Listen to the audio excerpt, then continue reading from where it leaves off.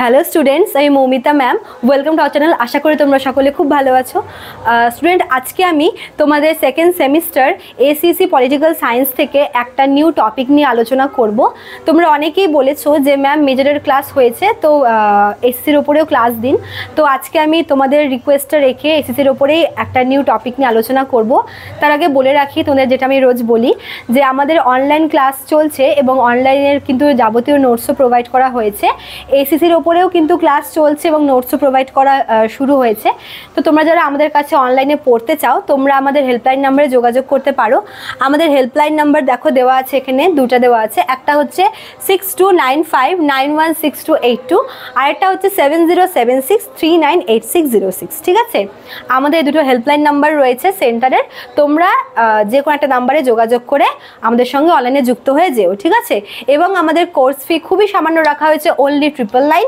এবং এই 999 কিন্তু তোমরা পুরো প্যাকেজটা পেয়ে যাচ্ছ। তোমরা major, minor, ACC, Aisi, MDC পুরোটা কিন্তু তোমরা শুধুমাত্র এই 999 টাকায় পেয়ে যাবে। ঠিক আছে, এবং আমাদের কোর্সের ডিউরেশন হচ্ছে 6 মান্থের। চলো তো টপিকে আসি। দেখো, আজকের টপিক হচ্ছে বিল। দেখো বিল কি, দেখো বিল হচ্ছে একটা আইনের আর কি খসড়া বা ড্রাফট। যখন কোনো আইন তৈরি হচ্ছে, সেই আইনটাকে তৈরি করার জন্য সবার আগে বিল পেশ করতে হয়। ঠিক আছে, সেই বিলটা তারপরে গিয়ে পার্লামেন্টের দুই কক্ষের সম্মতি পেয়ে, রাষ্ট্রপতির সম্মতি পেয়ে তারপরে কিন্তু সেই বিলটা আইনে পরিণত হয়। ঠিক আছে, তো তোমরা বলতে পারো যে বিল হচ্ছে আইনের একটা পূর্ব খসড়া বা আইনের হচ্ছে একটা লিখিত প্রস্তাব। ঠিক আছে, আচ্ছা দেখো, পার্লামেন্টে 5 প্রকারের বিলের কথা বলা রয়েছে। এই 5 প্রকারের বিল হচ্ছে পার্লামেন্টে আর কি পেশ হয়, এবং এই বিলগুলোর আলাদা আলাদা ব্যাপারে কিন্তু এখানে দেওয়া আছে। ঠিক আছে, প্রত্যেকটা বিলের কিছু নিজস্ব ব্যাপার আছে, এবং এগুলো কিন্তু হচ্ছে এমন না যে পার্লামেন্টের উভয় কক্ষেই পেশ হয়, এমন না। কোনোটা শুধুমাত্র লোকসভাতে পেশ হয়, কোনোটা আবার যে কোনো একটা কক্ষে পেশ হয়। ঠিক আছে, তো বিল হচ্ছে এই নর্মালি তোমাদের 5 প্রকারের আছে। তোমাদের বলছি আমি তোমাদের এই 5 প্রকার কি কি। দেখো, প্রথমে আছে হচ্ছে সাধারণ বিল, যেটাকে তোমাদের হচ্ছে অর্ডিনারি বিল বলে। ঠিক আছে, নেক্সট তোমার হচ্ছে অর্থ বিল। অর্থ বিল যেটাকে হচ্ছে ফাইন্যান্সিয়াল বিল বা মানি বিলও বলছে, এটা হচ্ছে খুব ইম্পর্টেন্ট একটা বিল। এখান থেকে কিন্তু এক্সামে কোয়েশ্চেন হয়। 3 নম্বরে তোমার রয়েছে হচ্ছে রাজস্ব বিল প্রথম শ্রেণী, মানে এই রেভিনিউ বিলেরও আবার 2টা ভাগ আছে। ঠিক আছে, একটা হচ্ছে তোমার প্রথম শ্রেণী, আর 4 নম্বর হচ্ছে তোমার এটাও রেভিনিউ বিল, এটা তোমার সেকেন্ড পার্ট, হ্যাঁ, দ্বিতীয় শ্রেণী। আর সব থেকে শেষ তোমার 5 নম্বরে রয়েছে হচ্ছে কনস্টিটিউশন অ্যামেন্ডমেন্ট বিল, বা যেটাকে বলা হচ্ছে সংবিধান সংশোধনী বিল। ঠিক আছে, তো এই 5 প্রকারের তোমাদের বিল পার্লামেন্টে পেশ হয়। তো এই বিলগুলির ব্যাপারে হচ্ছে আমরা বিস্তারিত জানবো আজকের ভিডিওতে। ঠিক আছে, তো ভিডিওটি স্কিপ না করে তোমরা পুরোটা দেখবে, আশা করি তোমাদের ভিডিওটি হেল্পফুল হবে। দেখো, প্রথমে রয়েছে হচ্ছে সাধারণ বিল বা অর্ডিনারি বিল। দেখো, এই বিলটার ব্যাপারে কিন্তু কনস্টিটিউশনে কোথাও মেনশন করা নেই। ঠিক আছে, বাকি বিলগুলোর ক্ষেত্রে কনস্টিটিউশনে মেনশন করা আছে যে হ্যাঁ, এই বিলের ব্যাপারে এত নম্বর আর্টিকেলে দেওয়া বা এটার ব্যাপারে এখানে দেওয়া, কিন্তু এই অর্ডিনারি বিলের ব্যাপারে কিন্তু কনস্টিটিউশনে কোনো উল্লেখ নেই। ঠিক আছে, আর এই হচ্ছে সাধারণ বিলটা লোকসভাতে অথবা রাজ্যসভাতে যে কোনো একটা কক্ষে উপস্থাপিত হতে পারে। ঠিক আছে, এমন না যে কেবলমাত্র তোমার লোকসভাতে উত্থাপিত হবে বা তোমার রাজ্যসভায় উত্থাপিত হবে, এমন কিন্তু না। ঠিক আছে, লোকসভাতেও হতে পারে অথবা রাজ্যসভাতেও হতে পারে। এইবার দেখো, তোমাদেরকে আমি প্রসেসটা বলছি। মনে করো যে লোকসভায় যদি বিলটা উত্থাপিত হয়, সেক্ষেত্রে যখন বিল উত্থাপিত হবে তখন ওই কক্ষের, মানে যদি লোকসভা হয় তো লোকসভার অথবা অন্য কক্ষের, তো ওই সভার আর কি মেম্বারদের দ্বারা কিন্তু এমপিদের দ্বারা সেই বিলটাতে আর কি সম্মতি দিতে হবে। ঠিক আছে, তারপর ওই কক্ষে বিলটা পাস হওয়ার পরে সেটা অন্য কক্ষে যাবে, এবং অন্য কক্ষের মেম্বারদেরকেও কিন্তু ওই বিলে স্বাক্ষর দান করতে হবে। হ্যাঁ, তারপর যখন পার্লামেন্টের 2 কক্ষেই বিলটি পাস হয়ে যাচ্ছে, তখন সেটা যাবে হচ্ছে রাষ্ট্রপতির কাছে। এবং রাষ্ট্রপতি কিন্তু সেই বিলটার ক্ষেত্রে তিনটে জিনিস করতে পারে। এক হয় তিনি নিজের কাছে রেখে দিতে পারেন অনির্দিষ্টকালের জন্য, অথবা তিনি স্বাক্ষর দিতে পারেন, মানে তিনি হ্যাঁ করতে পারেন সেই বিলটা, এবং হয় তিনি সেটাকে পুরোপুরি রিজেক্ট করতে পারেন। ঠিক আছে, রাষ্ট্রপতি যদি কোনো একটা বিলকে রিজেক্ট করে তবে সেই বিলটা কিন্তু আবার হচ্ছে ওই পার্লামেন্টে ফিরে যায় এবং আবার নতুন করে কিন্তু সেই বিলটাকে পেশ করতে হয়। ঠিক আছে, রাষ্ট্রপতির এই তিনটা ক্ষমতা আছে। যখন তার কাছে কোনো বিল যাবে তখন কিন্তু তিনি সেই বিলে সম্মতি দিতে পারেন।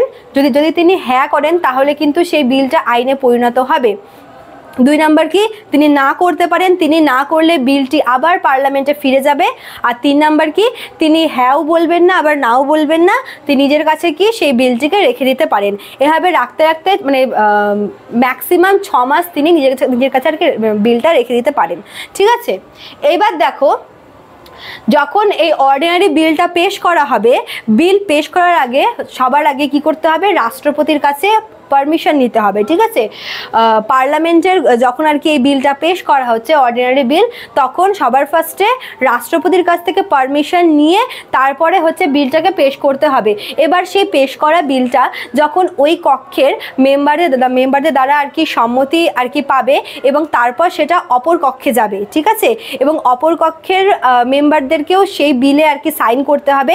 তারপর যখন 2 কক্ষের মেম্বাররা তাতে সাইন করবে, যখন পার্লামেন্টের কর্তৃক যখন বিলটি আর কি পাস হবে তখন সেটা যাবে কোথায়, রাষ্ট্রপতির কাছে।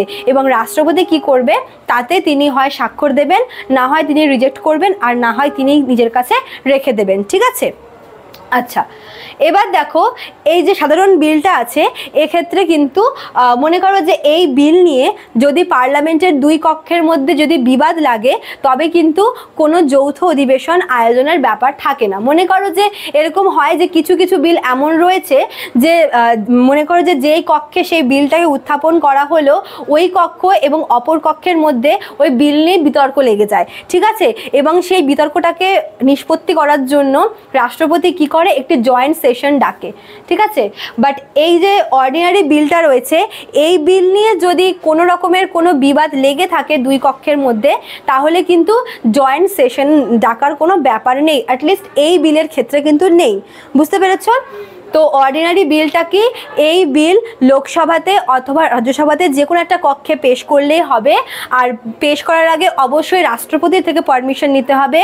তারপর যখন পার্লামেন্টের উভয় কক্ষ দ্বারা জিনিসটা আর কি বিলটা আর কি পাশ হয়ে যখন রাষ্ট্রপতির কাছে যায়, তখন তিনি বিলটা রাখতেও পারেন, আবার ফেরত দিতে পারেন, অথবা তাতে সাইন করতে পারেন। আর রাষ্ট্রপতি একবার সাইন করলে সেই বিলটা কিন্তু আইনে পরিণত হবে। বুঝতে পেরেছো আশা করি। তারপর দেখো অর্থ বিল বা মানি বিল বা ফাইন্যান্সিয়াল বিলও বলে। এই অর্থ বিলের ব্যাপারে কিন্তু কনস্টিটিউশনে দেওয়া আছে 110 নম্বর আর্টিকেল। ঠিক আছে, আর্টিকেল 110-এ এই মানি বিলের ব্যাপারে দেওয়া আছে।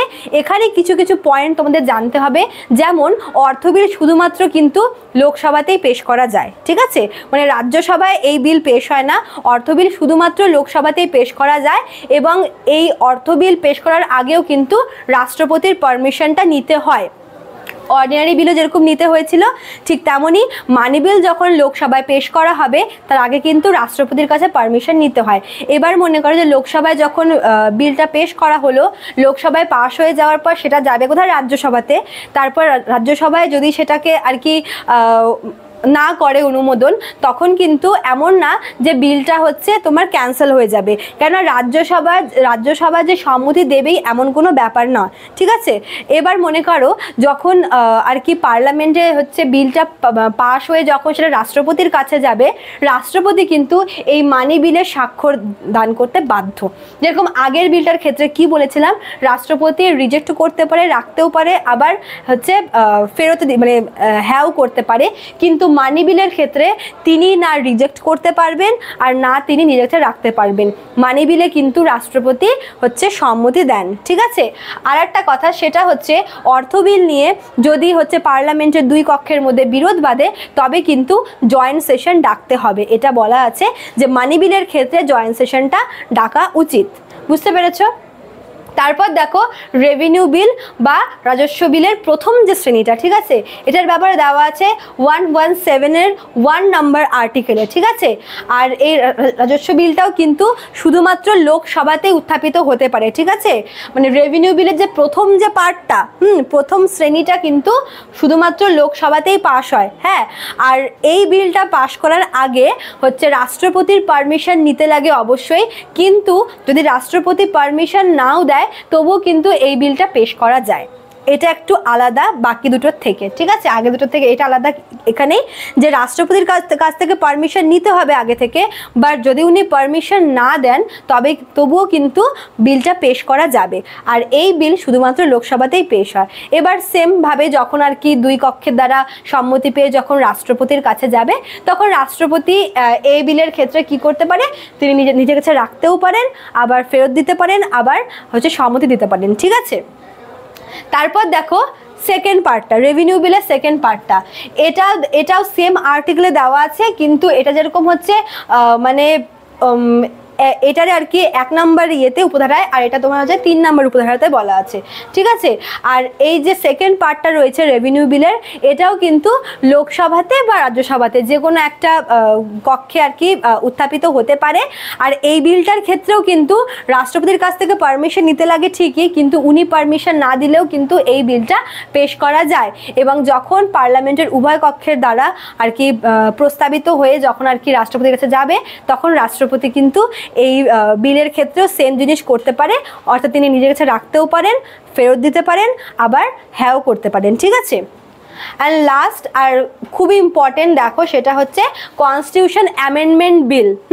এটার ব্যাপারে দেওয়া আছে কনস্টিটিউশনের 368 নম্বর আর্টিকেলে, ঠিক আছে। এটাও কিন্তু লোকসভা অথবা রাজ্যসভা মানে যে কোনো একটা কক্ষে এটা উত্থাপিত হতে পারে।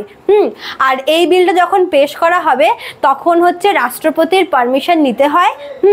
আর এই বিলটা যখন আর কি দুই কক্ষের দ্বারা আর কি পাশ হয়ে যখন রাষ্ট্রপতির কাছে যাবে, তখন ঠিক মানি বিলে যেরকম রাষ্ট্রপতি পারমিশন দিতে বাধ্য, হ্যাঁ জানাতে বাধ্য, ঠিক তেমনই এই কনস্টিটিউশন অ্যামেন্ডমেন্ট বিলেও কিন্তু রাষ্ট্রপতি সম্মতি দিতে বাধ্য হন, ঠিক আছে। আর যদি এই বিলটা নিয়ে কোনো রকমের কোনো দ্বন্দ্ব লাগে দুই কক্ষের মধ্যে, তাহলে ঠিক মানি বিলে যেরকম জয়েন্ট সেশন ডাকা হয়, ঠিক তেমনই এই বিলের ক্ষেত্রেও কিন্তু জয়েন্ট সেশন ডাকা হয় দুই কক্ষের বিরোধ নিষ্পত্তির জন্য, ঠিক আছে। তো এই ছিল তোমাদের হচ্ছে 5 রকমের বিল, তোমাদেরকে আমি খুব শর্টে বুঝিয়ে দিলাম, আশা করি তোমরা বুঝতে পেরেছো। তো ভিডিওটি ভালো লাগলে অবশ্যই তোমরা লাইক কমেন্ট করবে, শেয়ার করবে, চ্যানেলটিতে নিউ হলে পরে সাবস্ক্রাইব করে দিয়ে পাশে থাকা বেল আইকন ক্লিক করে দিও। আমি তোমাদের নেক্সট ক্লাসে আরও নিউ টপিক নিয়ে আলোচনা করব। তো থ্যাংক ইউ, দেখা হচ্ছে নিউ ক্লাসে।